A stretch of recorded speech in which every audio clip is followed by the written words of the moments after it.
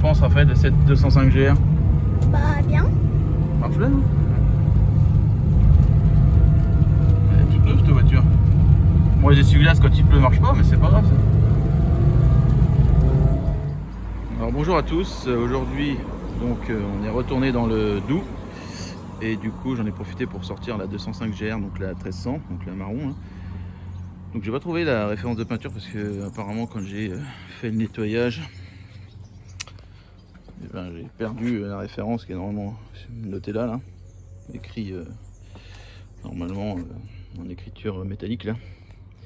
Donc s'il y a quelqu'un d'entre vous qui sait exactement la couleur, c'est pas du brun Macao parce que la GT c'est brun Macao, elle est beaucoup plus foncée que ça. Donc je sais pas, voilà. Donc l'état du moteur, donc vous l'aviez vu dans la vidéo de la dernière fois quand j'ai remonté la face avant là. Donc c'est un 1300, hein. Le 1300 on le sait par la note là, 200, vous avez 150D, donc 150D c'est un 1300. Voilà, donc l'état général de la voiture, bon j'avais déjà fait un tour la dernière fois, donc il y a un pet dans l'aile là, ici. Après il n'y a pas de corrosion, donc le dessous des ailes on les avait nettoyés l'autre fois avec Vincent, je sais pas si vous vous souvenez là, donc là j'ai un petit peu roulé avec. Voilà, dans le village, les pneus Michelin d'époque, voilà.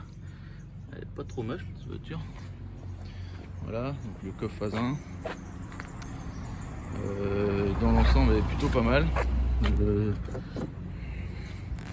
On avait le pet là, ici. Là.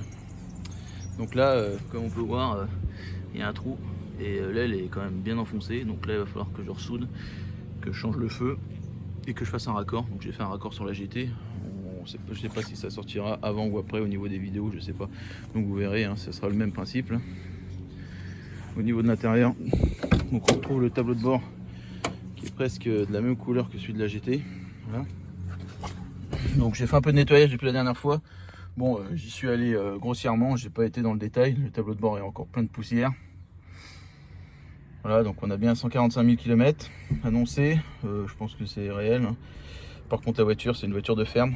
Donc c'est une voiture qui a souffert, l'embrayage est mort, les plastiques, la voiture est toujours restée au soleil, donc il y a certains plastiques qui ont souffert, la planche de bord et la casquette de compteur sont plutôt en bon état.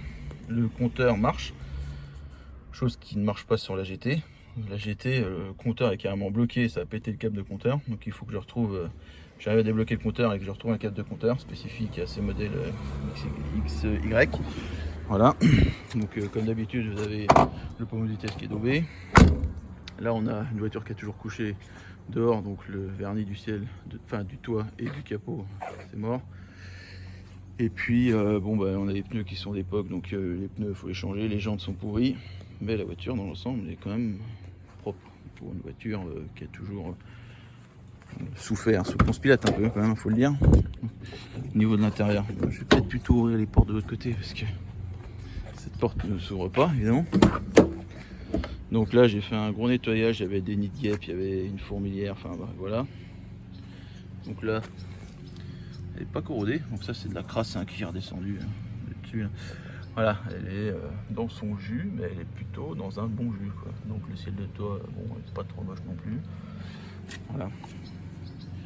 Donc le but du jeu, c'est comme je vous avais déjà dit, c'est reproduire la gamme Peugeot 205 première génération, donc de 83 à 87.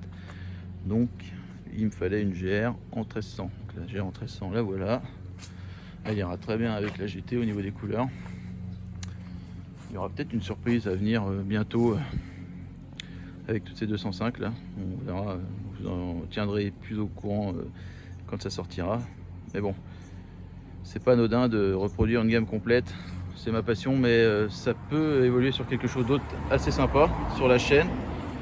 Donc voilà, je vous laisse, c'était une vidéo vraiment rapide aujourd'hui sur cette 205 GR, parce que vous avez été plusieurs à me demander son évolution et la suite de la vidéo. Donc aujourd'hui c'est vraiment qu'une vidéo de présentation, elle tourne pas parce que j'ai un problème de...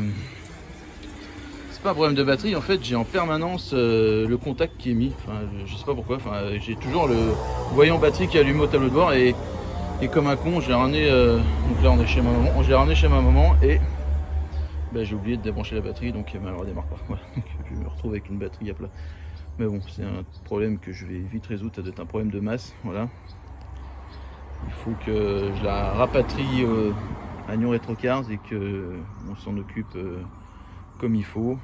Donc au niveau des longeons et tout, elle est saine. Le moteur, bah, comme tous les moteurs XY, c'est toujours dégueulasse. Je sais pas pourquoi ces moteurs là, ils ont toujours la fâcheuse tendance à être gras ici à cause du joint SPI qui bouffe l'arbre.